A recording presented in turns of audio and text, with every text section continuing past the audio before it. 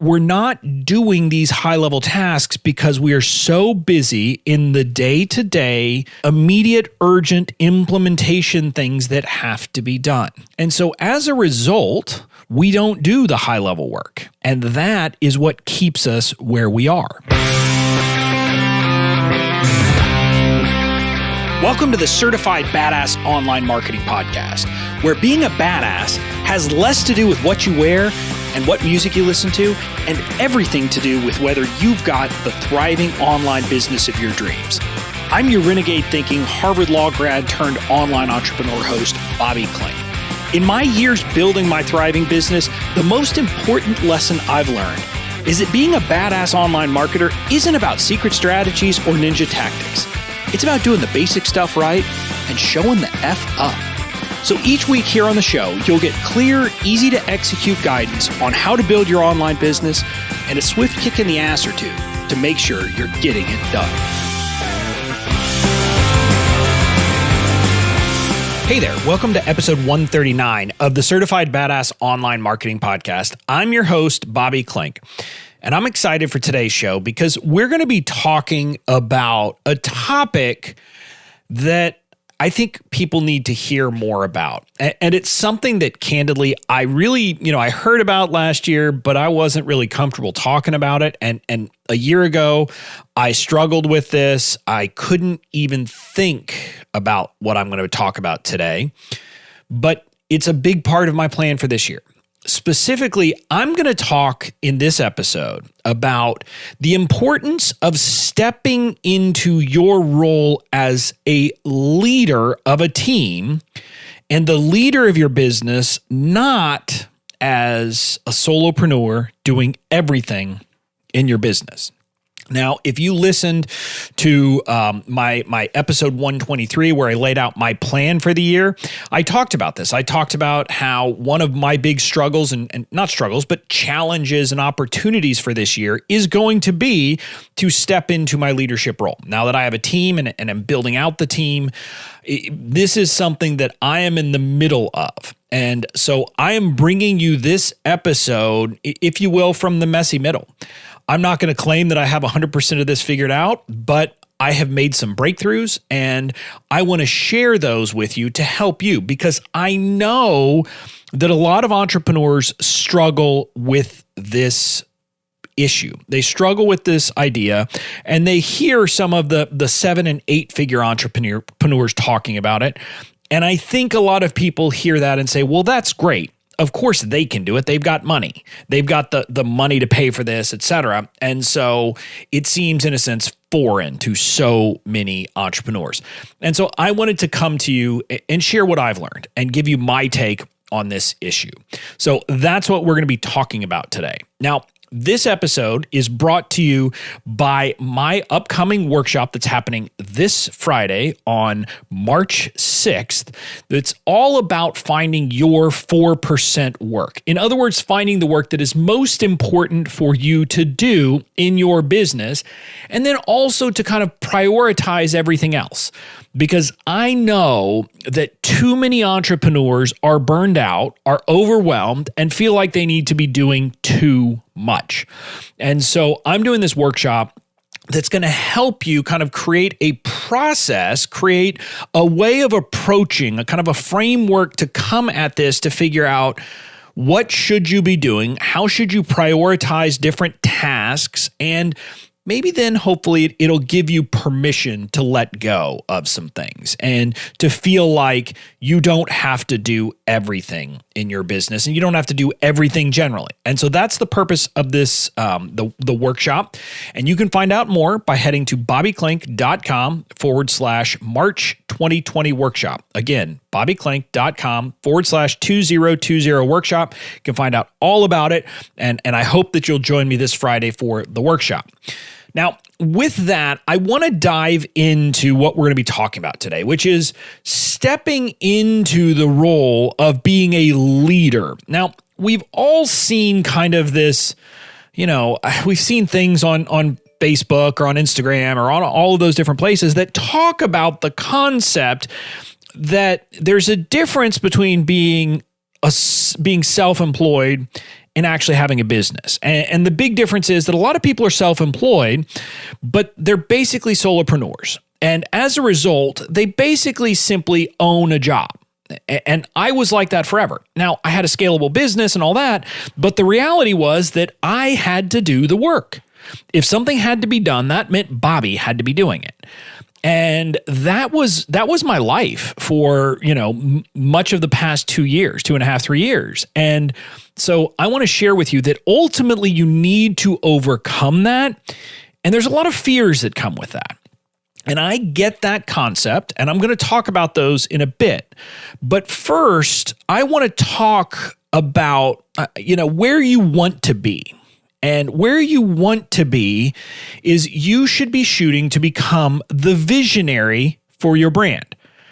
If you're not familiar with the term visionary, it's this concept from a book, Rocket Fuel, and there's Rocket Fuel in another one, but basically it's about the concept that in most companies, there ends up being kind of two very high level roles. You have a visionary who sets the vision for the business, and you have an integrator who takes that vision and implements it. And that's kind of the traditional, very shorthand way to describe it. There is much more involved, but I want to talk about that because right now, if you're a solopreneur or if you're a solopreneur who just has like a part-time VA, you're both. You are the visionary and the integrator and just about everything else. Long term, however, you need to have a goal and have a plan to be the visionary, not the integrator. And I want to talk about why that is. Now, a big part of that is you need to understand that every business needs a visionary. It also needs an integrator. It needs someone to actually do the work. Now, they don't have to have these titles. That's not important. But you look at a good business, and it's going to have someone who is setting the vision, setting the direction, and setting the tone for the business. And those are kind of the classic roles of a visionary. Well, if you think about it, that's the stuff that hopefully that's kind of the reason you got into this business. Hopefully you didn't get into this business because you said, ooh, I want to spend a lot of time in Kajabi or in Kartra building sales funnels, right? That's probably not what got you excited at night. Now, look, there are fun things about that, but what I mean is literally the technical stuff. And yes, there's some excitement in doing those things, but hopefully that's not what made you say, ooh, that's what I want to do. Hopefully you have a bigger purpose, a purpose to serve, a purpose to help, a purpose to, bring some good into the world.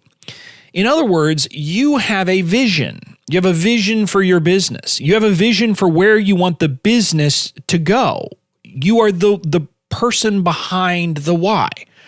Well, what I will tell you is that you will have so much more power, so much more time, so much more ability to actually serve that purpose, to serve that why, when you step into the role of a visionary and step into the role of leading a team instead of trying to do it all.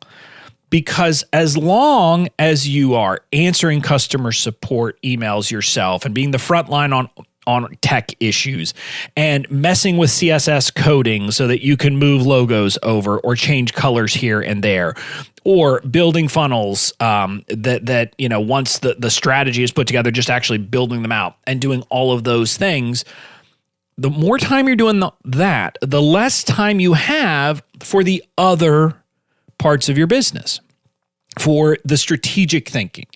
And it's one of these things that oftentimes, because we like having to-do lists, right? We like having the ability to check something off and say, done, did that. And it makes us feel good, right? I mean, I'll be honest with you. If I go into my project management software and I'm able to check off like 7 or 8 tasks that were assigned to me that I did in a day, I feel pretty darn good about myself. But what I'll tell you is that doing 10 or 20 low dollar, low value tasks instead of doing the 1 or 2 high dollar, high value tasks is a mistake, because you will get more from doing one important task than 10 unimportant tasks. And that means you have to free yourself up for the deep work, right? For the actual important work, because important work is rarely something you can do in 5 minutes. So that's what you need to be shooting for, is to get to that point. And I want to talk now, I want to kind of transition into this, be a little bit more specific about roles that a visionary will have. And so that you should be thinking, these are the things that should be on my plate. And I should be thinking about, are there ways to, get the other things off of my plate? So let's talk about those now. And there's a couple of different things that I think fall within the role of a visionary without question.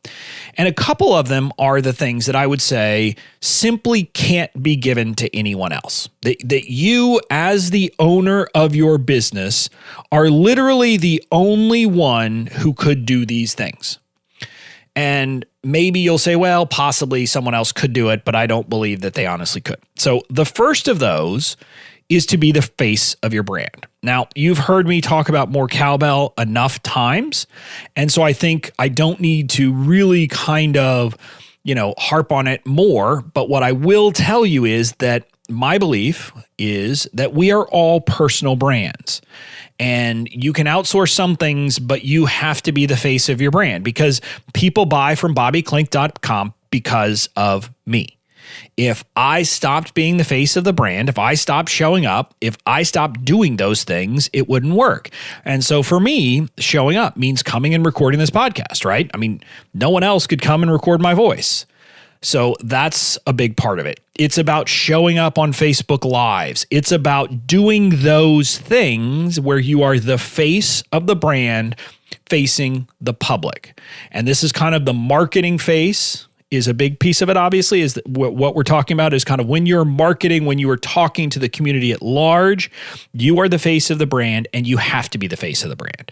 You can't outsource this. Now, obviously, bigger companies like, the car companies of the world, they obviously don't have, a visionary anymore who is the face of the brand, but that's because they are much different businesses than us. In the online information product space, you are your brand. And so no one else can do that. So that's kind of the first task, be the face of the brand. And so if you are right now struggling to show up on a regular basis to do Facebook Lives or some kind of video, or to record podcasts, or to create content and to really be the face of your brand in the marketing, you need to have on your list that that's something that you need to be doing more of. So that's kind of one visionary task. The next task isn't really a task, but it's a category of things that I would call relationships. And this is all about building strategic relationships for your brand. What I mean by that is, building relationships with your peers, with your mentors, with your coaches, and building those kind of deep connections with people who can, who are going to be important to you in the long run. And again, you don't do it, and I'm not going to sit here and give you an entire conversation here about how to do that. I'm not talking about being self-serving in the process or doing things like that. But what I mean is that I'm the only one who can actually build those kinds of connections with people. Now, sure, I could have someone go pitch me to podcasts. I could have someone go reach out on my behalf to different people and do those things. But let's be honest. I mean, let's just use a different, a different analogy. Like if you got a telephone call from my assistant saying, hey, Bobby Klinck would like to talk to you. Are you available? And then you said yes. And then there was a 2 or 3 minute hold. And then I came on. That gives you one feel. You get a very different call if you pick up the phone. I'm like, hey, it's Bobby. You got a second to chat? You see the difference in kind of the nature of the relationship and the connection. Well, my belief is, this is why I'm saying no one else can do this for you. I don't think they can even set things up. I will tell you that when I have had podcast guests in the past, when I would use a booking service, either to book me, or when they would contact me and book a guest on my show, which I don't do anymore, just FYI. But when I would do that in the past, there was no relationship between podcast hosts and podcast guests. There really isn't. You know, the guest shows up for the interview, does the interview, and that's the end of the matter. And that tends to happen because people think that they can outsource connection. You cannot. So that's why I say that building these relationships and strategic relationships for your brand is something that only you can do. Now, again, you all, if you've been listening here for a while, if this is your first episode, maybe you don't know this about me, but for folks who've been here a while listening, you know that I believe it goes deeper than that. And for me, relationship building happens on social media and in engagement and all of those things. So on Facebook, I'm very active in communities and groups, et cetera, building relationships with people, with potential customers, with people that I don't even know who later become, brand advocates. And that, I believe, is also important.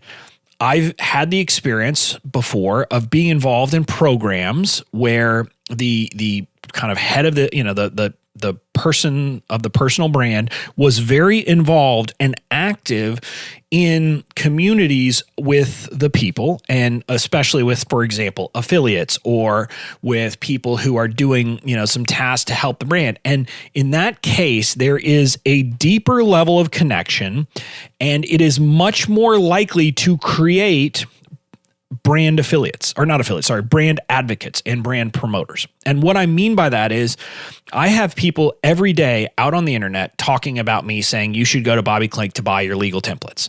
And that's happened because I have been active and built relationships. If I had my assistant out doing it on my behalf, it wouldn't work that way. It wouldn't work as well. So I do believe that those kinds of levels of connection with people, in your space, wherever they hang out, is also a role that really only you can do. And so, or only you can do to that level. So I believe you should be doing that as a visionary.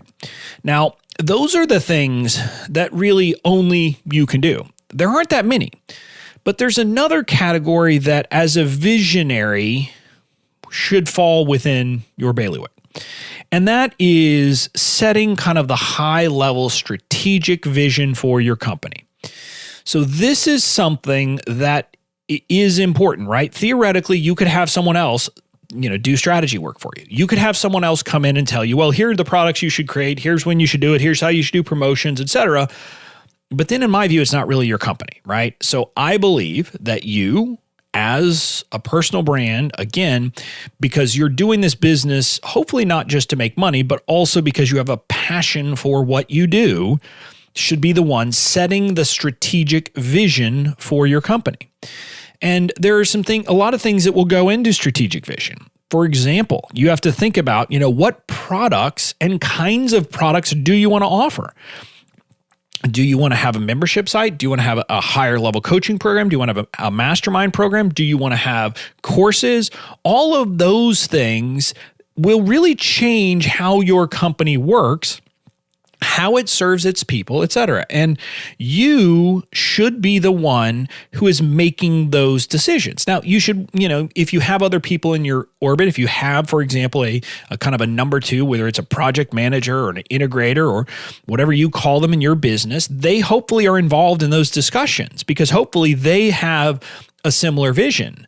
But at the end of the day, you are the one who is setting that vision and setting that tone for what products you offer, for what kind of products you offer. And that is one of the things that you should never want to give up.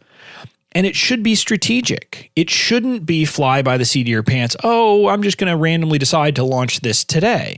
You should be thinking ahead and thinking through a plan for the long term. Now, another part of that, though, is how do you want to market your products? Now, again, this kind of strategy work you could outsource, right? You could find someone who will create a marketing plan for you, who will create funnels, who will tell you do this webinar and here's a script for it. You could do all of that. You could outsource it. My belief, that's a bad idea. Because only you know what you actually want to do, how you want to do these things, how you're going to be comfortable doing these things. And so that's part of the high-level strategy work that I believe you should be doing as a visionary as well.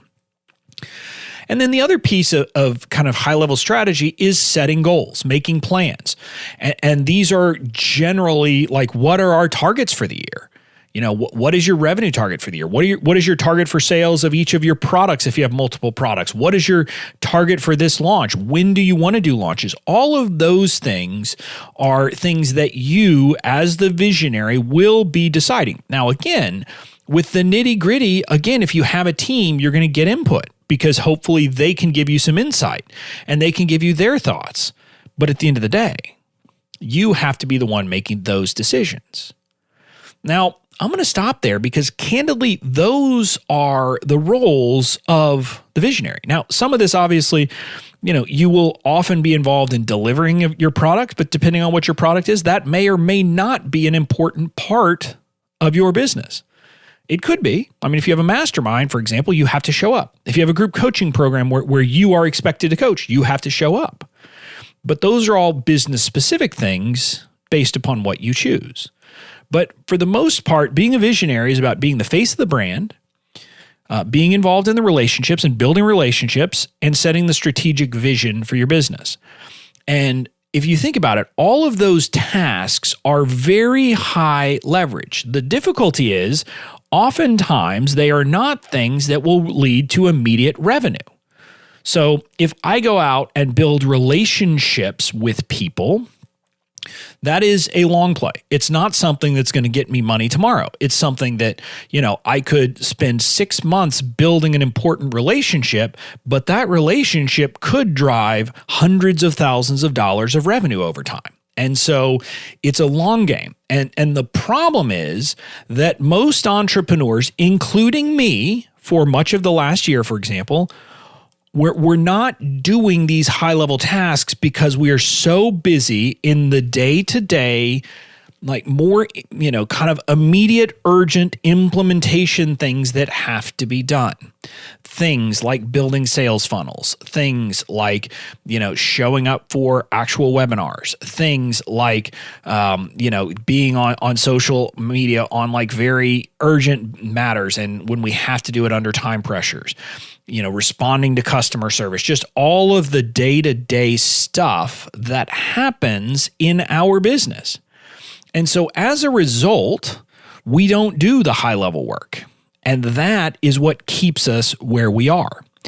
If you ultimately want to build a thriving, successful business that really does have the leverage you want and that has that's making kind of the money you want, but giving you the freedom you want, you have to find time to do this high level work and transition out of doing the other work. Now, that though leads to one of the big problems. Now, some of it is we just don't stop to think and strategize. Now, you're listening to this podcast, so now you are at least thinking about this. So hopefully, we've kind of dealt with that. But there are things that we face, some obstacles, some challenges that we will face along the way. First of all, candidly, one of the things that you'll hear over and over again is people are worried they can't afford it, right? They say, that's great. I'd love to have help, to have more time doing this, but but I don't have the money. And I kind of addressed that in last Friday's episode where I talked about how a VA can change your life, but I want to go into it again. I just want to ask you this question. If you could scrounge up, say, $100 a week, so $400 in a month, to hire a VA for 5 hours a week to do $20 an hour of work, and you can find VAs who will do that, and you could take that work off your desk, off your task list, and spend that 5 hours a week, so 20 hours a month on these high leverage tasks. Imagine if, if, for example, if you're not showing up live, but always say you want to. So let's say you showed up live every week for an hour on social media, on Facebook Lives, and you spent another, month in and month out, you tended to spend the other, 19 hours, not 19 hours, I guess it would be the other 16 hours, or let's just call it 15 hours, building important relationships for your brand, building connections with people who maybe could one day be an affiliate for you, or maybe could, you could be on their podcast and it could be a huge, game-changing moment for you because they have a huge audience. Just think of the value that would bring long-term. Now, you're going to have to come up with that $400 a month, and you're not going to make money back immediately. I'm going to tell you that. I'm not going to pretend that immediately you're going to get those results. But what will happen is that it will get the snowball rolling. And when I talk to people, and it's not just about this topic, but when I talk to entrepreneurs who are stuck, I get it. The hardest thing is getting traction when you start, because it's like you've got to find the time to do the things to get out of the doing hourly work kind of situation. And if you're doing, one-on-one consulting, it keeps you so busy, and you want to go to a leveraged business model, but it's hard because you don't have enough time to create it. So I get that concern. And the money issue, again, is this issue of I don't really have the money yet. And so you end up, and the problem is, it's one of these things, and I'll use an analogy that Dave Ramsey, he talks about it in a debt situation, but it applies here. It's this concept that it used to be the case when, and it probably still is, I don't know, but in logging, that what logging companies would cut down trees and they would basically use them and they would let them flow down rivers to get to the logging facilities. And sometimes when there was a turn in the river, something would happen. And what would end up happening is just all the logs got stopped up, and you kind of got to throw dynamite in there to make progress, because otherwise it just keeps backing up more and more. So you've got to do something to get unstuck, and it's often something drastic. Well, I'm here to give you the honest truth. That's the case with your business. And, you need to come up with $400 a month. I know. And I know that can be tough, but coming up with $400 a month to hire someone to take 5 hours a week of the low leverage work so that you can spend that 5 hours a week doing the high leverage work may just be the dynamite that you need to throw in the river to get things unstuck. Because I think at the end of the day, if you don't do it, you will stay stuck, and you'll stay where you are, and you'll stay in this kind of perpetual situation of kind of feeling like you're on a hamster wheel, chasing after your tail, trying to make progress, and you never can. You've got to get out of where you are and what you've been doing if you actually want to get to a better place. And the great thing is, once you start the ball rolling, it gains momentum, right? And again, it's not going to happen short term, but if you start doing this and you start to spend more time on the more valuable work, which will over time lead to more revenue in your business, guess what? Then you have more money that, whether it's that same VA, you expand the amount of time they're doing, or you hire someone else, and that frees up more of your time to do more of the high leverage work. And it kind of snowballs itself over time, so that with time, you basically are only ever working on things that have a ton of value to your business. And again, it's going to take time to get there. I'm not there yet. But I will tell you that sitting here today, as I'm recording this in 2020, because I have made the commitment, I have a team that includes now an integrator who's in charge of implementing everything, but also helps me with strategic stuff. I have a social media manager who does, the initial posting and things like that, and helps me with community management. And then I've got my virtual assistant who is helping me with email management, customer support, and all of those things, so that I'm able to, for example, for my monthly workshops, I create the slides, I hand them off to my team.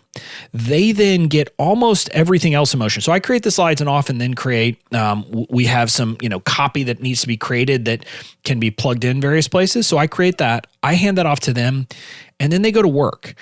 And then I come in and I present as the face of the brand on those workshops. So the content is all me, but I avoided probably 10 to 15 hours of work a month that I don't have to do on that. And so I'm able to spend that time going to events where higher level people are there, where I can connect with people and learn to maybe have some ideas for strategy, or where I can go live on Facebook more, or I can think about putting strategies in place for the business, and I can do all of those things. And so that's what most of my time is spent on now. Now, I'll be honest with you. I'm human. I have not yet taken the mail app off of my phone, so I still see emails and I still look at them sometimes when I probably shouldn't. And I sometimes do things like, building out PDF guides rather than waiting for my team to do it. But that's just because, I do that sometimes while I'm sitting in front of the TV, watching something at night, and I just would prefer to get it done. And I'm working on that. But my time now is largely not spent doing things that a lot of other people could be doing for me. And that is a huge shift for me. And I'm already starting to see the difference. Candidly, the downloads of this podcast, we've started to see a change.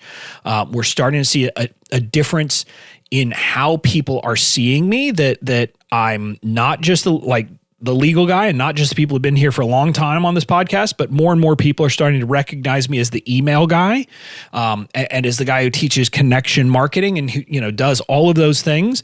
And that has all happened because I have freed up my time and the revenue is starting to come. And so I am at that inflection point as well. So again, you have to make those decisions and let it happen. So that's kind of the first issue, is that people are afraid they can't afford it. Now, the second issue will apply to some of you, which is some people believe or don't want to let go of things because they feel like other people won't do it as well. And there's a couple things there. Number one, that may or may not be true. It may be the case that people are not going to do things as well as you, at least not at the beginning. But what you'll find is that with some things like that you're worried about, having a team member do it will actually serve you better. And I mentioned this, I think it was on the last episode, that when I stepped away from customer support, that was something that for a long time I wore as a badge of honor, that I was the one who was answering customer support emails. Then I have a team in place and I see how they were addressing it. And I was like, whoa, they have personality types that suits them for being a customer support person that I don't have. Like, I am an ENTJ on the Myers-Briggs. That is not a personality type that is perfect for customer service, because I'm not really, naturally made to be like an empathizer who's going to, empathize in my wording with you. Instead, I'm just going to be very direct. Well, that doesn't often come across well in customer support. So that's one issue. But second of all, candidly, having someone else do it means that it gets done quicker and better. And with customer support, I think we can all agree that the most important thing for us is that it gets fixed, and then it gets fixed quickly, and that it doesn't fall through the cracks. And so taking that off my plate, actually, even though I was reluctant about it at first, made me realize that, me not doing it means it's being done better. So first of all, I want to challenge you on the notion that you believe that other people can't do it as well as you. And at least start with those things. But second of all, here's what I want to tell you. Even if it won't be done as well, even if, something, won't be, 100%, it'll be 90% or 80% of what you would do. If it's a task that really isn't a high leverage task, you're better off having that be done at 80% and freeing you up to do the more important work at 100%. This comes down to the central thing of understanding this kind of distinction. And again, for everyone, it's going to be a different task. It's going to be something else. But what I will tell you is, like, spending time setting up email sequences. And I'm not talking about the actual copy of the email. But for me in Kartra, to set up a sequence, it will take an hour once the copy is drafted, oftentimes, just to kind of build it out on all of those things, to copy it over, to put the links in and all of that. And again, for a long time, I was like, oh, well, I can do this quicker and all those. And I couldn't. So that was it. So number one, that was one that could be done without me. But even when it comes to drafting some copy on some things, now emails are still me, but putting together copy for sales pages and things like that, for a long time I felt like, oh, well, my copy is important. And, I didn't want to let go of that. Well, I'm just going to tell you, letting someone else do it is important. And I'm going to give you a very, very direct example here. And I'll tell you this, and I don't think this will be a huge secret. I don't write 80% of my social media posts. Now, if it's on my personal profile, that's me.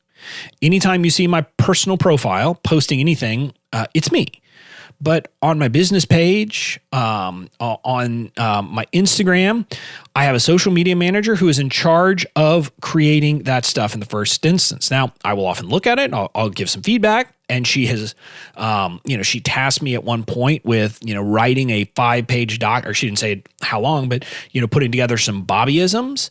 And so I did. It's like a 5-page Google Doc that has some sayings that I have. And so she's able to pull from that, et cetera.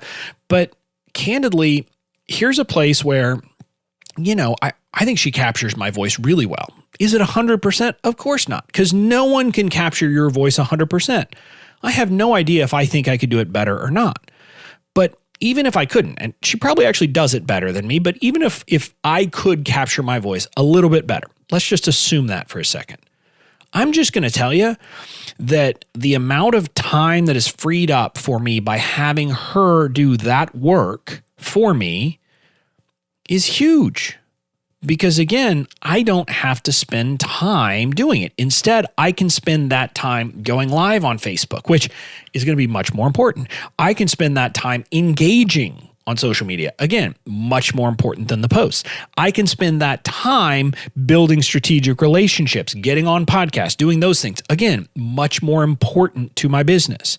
I can spend that time, tweaking and kind of looking at strategy and thinking through strategy decisions. Again, much more important to my business. And even though this last piece isn't necessarily visionary work, I can spend that time analyzing funnels that are already up and trying to figure out where do we need to make improvements. Again, that's something I could probably outsource, but I'll also tell you that is higher leverage, higher value work than drafting social media posts is for me.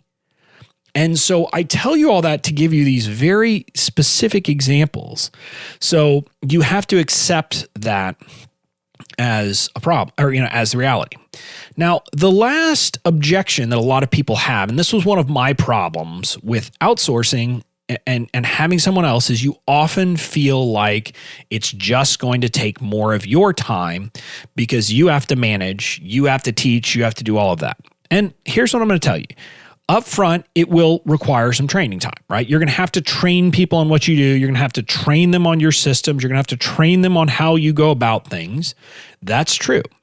But realistically, the people who have a problem long-term and feel like having a team isn't helping them, part of it is because they are trying to micromanage, because they're worried about the work not being 100% as good or 100% like they would do it. And so they feel like they need to be there, assign tasks, review the work, make changes, assign more tasks, etc.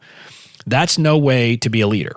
Being a leader is about assigning responsibilities and letting your team know what they are responsible for, what you expect of them, and then giving them the responsibility to figure it out.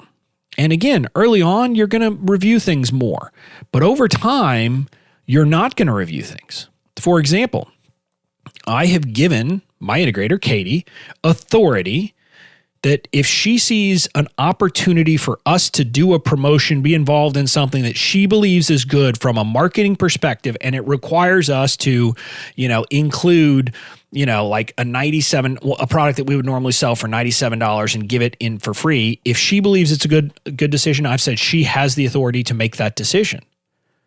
And that means I don't have to be consulted. I don't have to do that. Now, again, she is an employee who I trust, who, was in my community, who is a project manager for one project and a business manager and is now my integrator. So obviously she has a much higher level of trust than someone who maybe you've just brought on.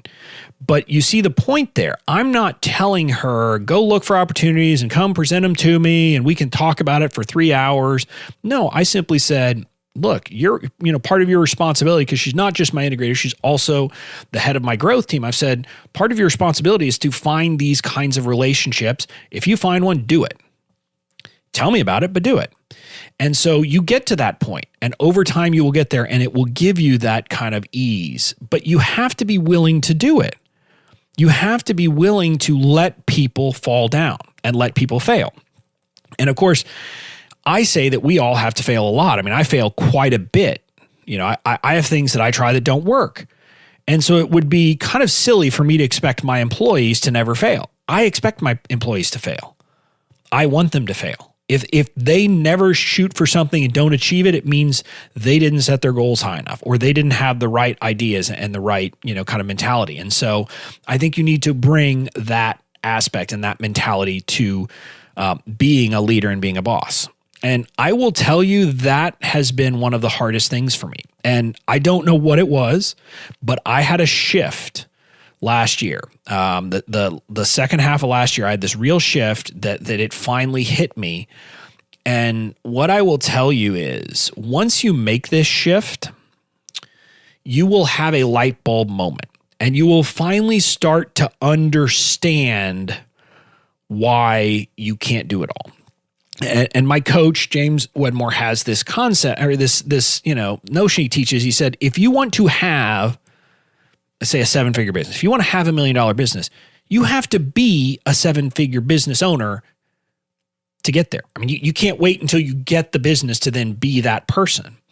And that's kind of one of those things, the light bulb moment that came on for me, is that, look, if I want to have a 7-figure business, I have to be a 7-figure business owner. And a 7-figure business owner does not sit there in customer support and answer customer support emails. A 7-figure business owner is not worried about, $100 here and there, on little things. They authorize people to do it. A 7-figure business owner is not the one who is building out email sequences. They have people doing that for them. And so that was kind of my realization and my light bulb moment. And once it happened, and again, it's kind of like these things. What I'll tell you is, you'll try things. Sometimes they won't work, and you'll have to come back and try it again. But then you get that first bit of success and you see it. And that's where I am now. So in 2020, I'm recording this, a good bit out from when it's going to go live. We've already kind of accomplished more and made more progress in the first part of this year than I could have fathomed. By way of example, one of my goals for the year was to appear on 48 podcast stages, etc. Well, by the end of January, I'd already hit 12. So I was already basically at the end of January, had hit the number that I needed to hit by the end of the first quarter to be on pace.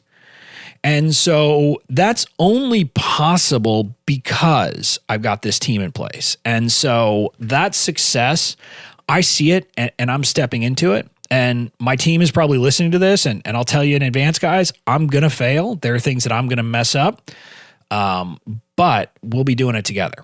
So listeners, that's my call to action to you today, is you need to step into being a leader in your business, not just a solopreneur. It will make all the difference, and I know it's hard, and I'd love to hear your thoughts on it. I'd love to hear you what you're thinking about this.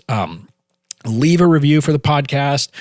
Hit me up on social. Tell me what you're thinking, because I'd love to talk about this, because I know it's a struggle for a lot of people, and it was for me. And so I would love to help you through it if there's anything I can do. And one thing I can do that can help you is you could join me for the podcast, for the workshop this Friday, which is all about kind of identifying your 4% work, your most important work. And you have a pretty good idea what it is from this episode. But the more important thing is really kind of going through and figuring out, okay, how do you prioritize the other stuff? How do you prioritize the other work that has to be done in your business for the time being? And I think that prioritization is huge, because once you do that, you'll realize you're probably doing some stuff that you could just stop doing. No one even needs to do it. and it would not affect your business one bit. And so we're going to help you identify that to free up some time so that if nothing else, you can do a little bit more of the most important work and hopefully get some more traction and then kind of start the process. So I'd love for you to join me. You can find out more by heading over to bobbyklinck.com/March 2020 workshop. Again, bobbyklinck.com/March 2020 workshop. Until next time, be a badass business owner. I'll talk to you later.